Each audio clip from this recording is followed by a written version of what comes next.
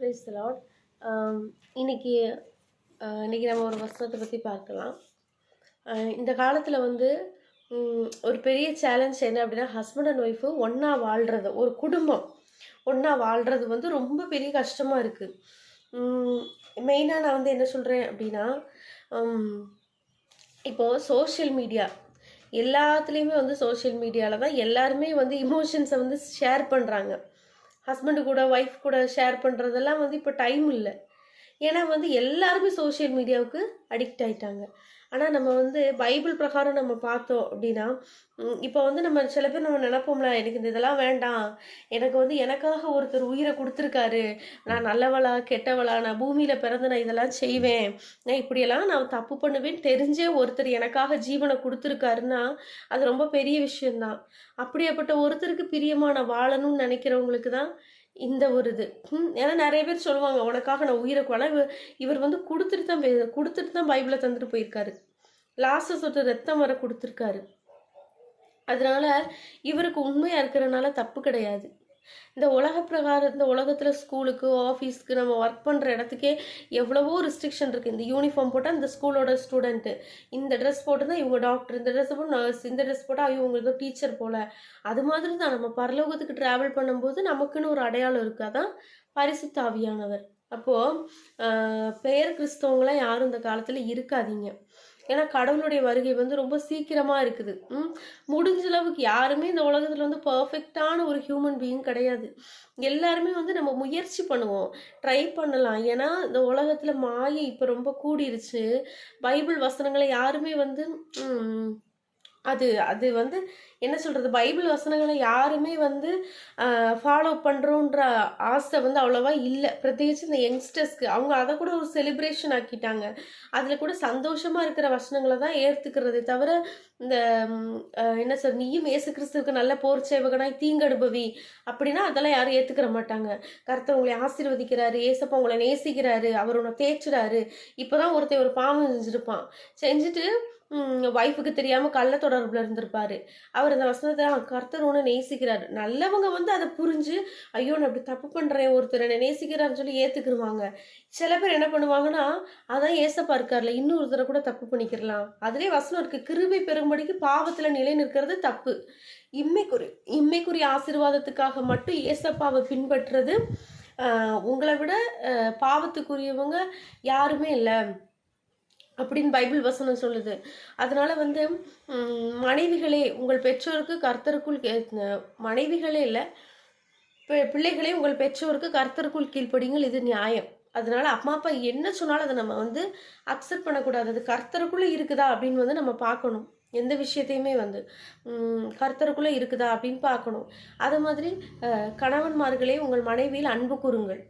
சரியா, அன்பு கூறணும், அவங்கள நேசிக்கணும். அவங்க வந்து வாலிப நாட்களில் எப்படி நான் வந்து ஒரு கிறிஸ்துவ பிள்ளைகளுக்காக நான் சொல்கிறேன், எப்படி காத்திருந்திருப்பாங்க, ஏசப்பா எனக்கு ஒரு நல்ல லைஃப் பார்ட்னரை கொடுப்பாங்கன்னு. ரட்சிக்கப்பட்டவங்கள கல்யாணம் முடிங்க. சும்மா பேர் கிறிஸ்தவங்களா இருக்கிறவங்க வெளியில் நல்ல நல்ல பையன், ஆனால் உள்ளே பார்த்தா கெட்ட வார்த்தை, ராங் ரிலேஷனு, இந்த மாதிரி இருக்கிறவங்க கூட இருக்காது. தப்பு. நல்ல ஜோம் பண்ணுங்க, ஒரு ஆன்சர் கிடைக்கத்தட்டிக்கு ஜோம் பண்ணுங்க. ஏசப்பா எனக்கு இப்படி ஒரு அலைன்ஸ் பார்க்குறாங்க, இது ஓகேவா. மேக்ஸிமம் நம்ம வந்து ஜோம் பண்ணிக்கிட்டே இருக்கணும். முடிஞ்ச அளவுக்கு ஃபாஸ்டிங் போடலாம். ஏன்னா நம்ம லைஃப் எண்டு வரை நம்ம கூட வரப்போகிறவங்க. பார்த்து செலக்ட் பண்ணுங்க. அப்புறம் வந்து கல்யாணம் முடிஞ்சிருச்சு அப்படின்னாலே வந்து இந்த ரிலேஷன்ஸுக்கு, பேரண்ட்ஸ்க்கு யாருக்கும் இம்பார்ட்டன்ஸே கொடுக்கக்கூடாது.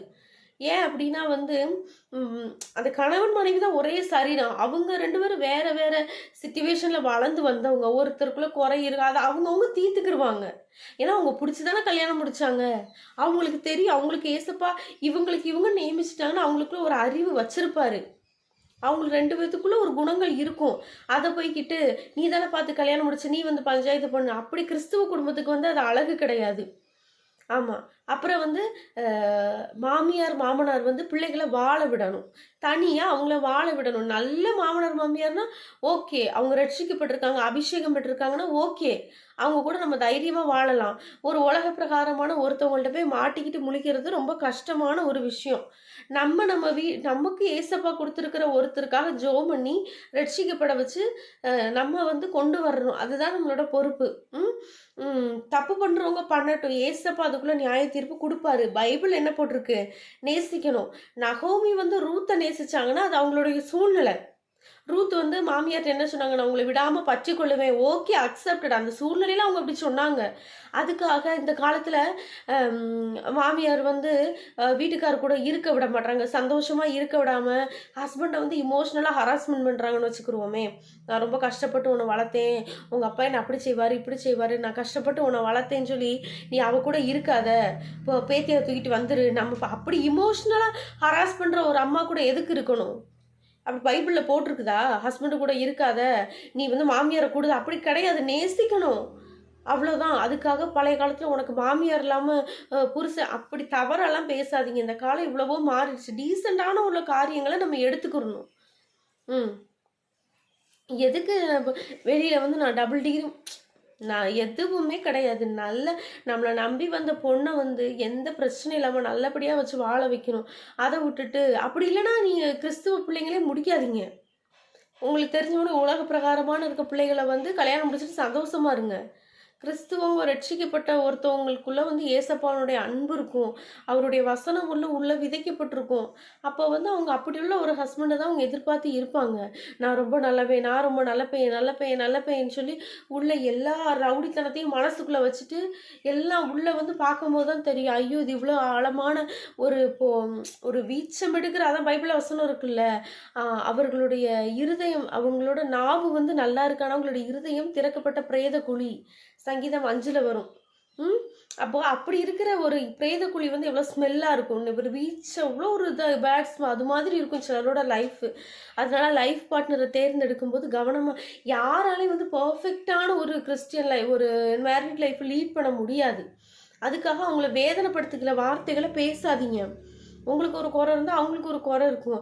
நிறைவான ஒருத்தர் தான் நமக்கு இருக்காருல்ல. ஏசப்பா இத பாருங்க. இதுக்கு என்ன செய்யலாம்? ஏசப்பா இதுக்கு நம்ம என்ன செய்யலாம்? அப்படி அவர்ட்ட கேட்டு ஆலோசனைகளை எடுத்து நம்ம வந்து ஒரு கிறிஸ்துவுக்குள்ள ஒரு லைஃப்பை கொண்டு போகிறது நல்லது. அது மாதிரி பாஸ்டர்ஸ் மினிஸ்ட்ரி பண்ணுறீங்கன்னா ஃபேமிலியோடு சேர்ந்து மினிஸ்ட்ரி பண்ணுங்கள். ஒய்ஃப் அந்த மினிஸ்ட்ரியை வந்து இன்க்ளூட் பண்ணணும். நான் ஊழியம் பண்ணுறேன் ஊழியம் பண்ணுறேன்னு ஒய்ஃபை விட்டுட்டு போய் தவறான காரியங்களில் இருக்காங்க. ஏன்னா குடிகாரம் இல்லாத வீடு இருக்குது. இச்சை இல்லாத வீடு இந்த காலத்தில் எங்கேயுமே கிடையாது. பாஸ்டர்ஸ்குள்ளே எல்லாருக்குள்ளேயுமே இச்சை கிரியை செய்யுது. ஆமாம். இச்சை வந்து ரொம்ப வந்து அதாவது யோசேப்பு வந்து விட்டு விலகி ஓடிட்டார். பைபிள் அப்படிதான் போட்டிருக்கு. பிசாசுக்கு கூட எதிர்த்து நில்ல. ஆனா வாலிப இச்சைக்கு விலகி ஓடிரு. உன் மனைவியே நேசிக்கப்படத்தக்க பெண்மானும் அழகான வரையாடும் போல் இருப்பாளாக. அவளுடைய நேசத்தால் நீ மயங்கி இருப்பாயாக. அப்படிதான் பைபிள்ல வசனம் போட்டிருக்குது. அததான் அப்படிதான் அம்மாவோட பாசத்துல மயங்கிரு, அப்பாவோட பாசத்துல மயங்கிருன்னு போடல. மனைவியினுடைய பாசத்துல நீ மயங்கிரு, அவளுடைய நேசத்தால் நீ மயங்கி இருப்பாயாக. அப்படிதான் பைபிள்ல வசனம் போட்டிருக்கு. மனைவி வந்து கைக்குள்ள வச்சுக்கிறது தப்பு கிடையாது. அதான் பைபிள் எப்படி போட்டிருக்கு. அது வந்து தவறான ரீதியா இருக்கக்கூடாது. உங்க அப்பா அம்மாட்ட போகாத. அது வந்து நம்ம சொன்னோம்னா ஏசப்பா அதுக்குள்ள நியாய தீர்ப்பு கொடுப்பாரு. ஏன்னா நம்ம பைபிள் வசனத்தை வச்சு நம்ம வாழ்ந்துகிட்டு இருக்கோம். போட்டிருக்கு, கரெக்டா போட்டிருக்கு. உன் மனைவி நேசிக்கப்படத்தக்க பெண்மானும் அழகான வரையாடும் போல் இருப்பாளாக. அவளுடைய நேசத்தால் நீ மயங்கி இருப்பாயாக. அதுக்காக எனக்கு ஒய்ஃப பிடிக்கல, ஒய்ஃபோட தங்கச்சி கூட, தவறான கொலீக்ஸ் கூட தவறு பண்ணுங்க. ஏசப்பா அதுக்குள்ள நியாய தீர்ப்பு கொடுக்க தான் போறாரு. கிறிஸ்துவ குடும்பத்திலிருந்து யாருமே வந்து ஒய்ஃபை அடிமைத்தனம் படுத்தாதீங்க. நான் வேலைக்கு போறேன், நீ ஏன் வேலைக்கு போல? கடவுள் கொடுத்துருக்கிற நமக்கு கொடுத்துருக்கிற ஒரு சுதந்திரம். இதோ பிள்ளைகள் கர்த்தரால் வரும் சுதந்திரம். அதை நம்ம தான் பாதுகாத்து அதுக்கு நல்லது கெட்டது தெரிய வரைக்கும் நம்ம இருந்து அவங்கள பார்த்து வளர்க்க வேண்டியது நம்மளுடைய கடமை. நம்மளை நம்பி ஏசப்பா கொடுத்துருக்காரு இந்த உலகத்துல ஒரு ஜீவனை. அதை விட்டுட்டு எனக்கு சம்பாத்தியம் தான் பெருசு. யார் சொன்னா இவ்வளவு ஆடம்பரமா கல்யாணம் பண்ணி வைக்க சொல்லி? யார் கேட்டா அவ்வளவு ஆடம்பரமா? என்ன ஒரு கிறிஸ்துவ பிள்ளை எதை திரும்ப ஆகிரகிப்பாங்க? ஒரு நேசிக்கிற ஒரு வீட்டுக்காரர், நம்மளை புரிஞ்சுக்கிற ஒரு வீட்டுக்காரர், ஐயோ இது பண்ண என் ஒய்ஃபுக்கு பிடிக்காது அப்படி. ஹஸ்பண்ட்ஸுமே அப்படிதான். என் ஒய்ஃபுன்னு எனக்கு பிடிச்சதை பண்ணணும். நான் வந்து 10 லட்சம் கட்டி கல்யாணம், அதுக்காக 10 லட்சம் கட்டி நீங்க கல்யாணம் பண்ணி வச்சுங்க. அதனால ஒரு 50 பைசா பிரயோஜனம் இருக்கா? 50 பைசா பிரயோஜனம் இருக்கா அந்த பிரைடுக்கும் அந்த குரூமுக்கும் அதை பண்ணி கொடுத்தனால? இல்லை, ஜஸ்ட் ஒரு பொம்மை மாதிரி நல்ல ட்ரெஸ் மாற்றி வந்து நின்னாங்க, அவ்வளோதான். வேற அதில் என்ன இருக்குது? 10,000 ரூபா சேலை கட்டினா தான் கல்யாணம் தாலி ஏறுமா? அப்படி கிடையாது. அது வந்து பேரண்ட்ஸ் இவ்வளோ தூரம் வளர்த்துருக்காங்க. நாங்கள் சொல்கிற மாப்பிள்ளையோ பொண்ணையோ கெட்டுறனால அவங்க சந்தோஷத்தினால பண்ணுறது அந்த விஷயங்கள் வந்து. அதை வந்து சொல்லி காணிச்சுக்கிட்டு, நான் உனக்கு இவ்வளோ கல்யாணம் முடிச்சு வச்சேன், அப்படி கல்யாணம் முடிச்சு, அதனால நீ அவ கூட சந்தோஷமாக இருக்கக்கூடாது, அவளை எங்கேயே அதுக்கு எதுக்கு? நாங்கள் கேட்கலையே அப்படியெல்லாம். அப்போவே நாங்கள் கேட்டோமே, எங்களுக்கு சிம்பிளாக கல்யாணம் முடிச்சா போதும், நல்ல என்ன சொல்கிற மாப்பிள்ளைக்கும் பொண்ணுக்கும் நல்ல வேலை, இருக்கிறதுக்கு நிம்மதியான ஒரு இடம், இதுதான் தேவை. இன்னைக்கு தனியாக வந்து ஒரு ஒரு ஏதோ ஒரு ஏதோ ஒரு இடத்துல ஏசப்ப பாதுகாப்பாக வச்சிருக்காரு. இதை வாழ விடணும்ல. பாசம்ன்ற பேரில் வந்து ஹராஸ்மெண்ட் பண்ணக்கூட தெரியலையா, ஒதுங்கிடணும். அதுக்காக வேண்டாம் அப்படி வந்து கணவன் மனைவி பிரிக்கிறது ஒரு பெரிய பாவம். ஆமாம், அவங்களோட அன்பு அதுவே வந்து அந்த கணவன்மார் வந்து புரிஞ்சுக்கிறணும். என் அம்மா அம்மா அம்மான்னு அம்மா பின்னாடியோ ஃப்ரெண்ட்ஸ் பின்னாடியோ போகக்கூடாது. ஏன்னா மனைவி வந்து எப்பயுமே நல்லது தான் சொல்லுவாங்க. அவங்க ஒன்று சொன்னாங்கன்னா அது அவங்க ஒய்ஃப் அவங்களுக்கு கிடையாது, அவங்க பிள்ளைக்கும் வீட்டுக்காருக்கும் அது பிரயோஜனமாக இருக்கான்னு பார்த்து தான் ஒரு டிசிஷன் எடுப்பாங்க. அது நாங்களும் அதே மாதிரி எங்களுக்கு எவ்வளோ என்ஜாய்மெண்ட்டு, நல்லா படித்து எவ்வளோ டீசெண்டாக கட்டி கொடுக்குறாங்க, எவ்வளோ அழகாக கட்டி கொடுக்குறாங்க. ம் எதுக்கு எதுக்கு இவ்வளோ ஆச்சு? எதுக்கு அடிக்கிறீங்க? ஒய்ஃபெல்லாம் அடிக்காதீங்க. அந்த காலம் மாதிரியே இந்த காலத்தில் அப்படி இருக்கிற பசங்களாம் தயவு செஞ்சு கல்யாணமே முடிக்காதீங்க. ஓப்பனாக சொல்ல போனால் நீங்களே உங்கள் அம்மா கூடயோ உங்கள் அப்பா என்ன தப்பு வேணாலும் நீங்கள் பண்ணுங்களே. நான் நல்லவே இருக்கிற நல்ல பிள்ளைங்க மனசெல்லாம் கெடுத்து கல்யாணம் முடிச்சு ஒரு பிள்ளைங்க கொடுத்து கெடுத்து சீரழிச்சு அந்த பிள்ளைங்க வாழ்க்கையை கெடுத்து சிசேரியன் பண்ணி உடம்பு போய் அவங்க ப்ரெஸ்டீஜ் எல்லாம் போய் அவங்கள அரட்டி வீட்டுக்குள்ளே போட்டு எதுக்கு இப்படி அநியாயம் பண்ணுறீங்க?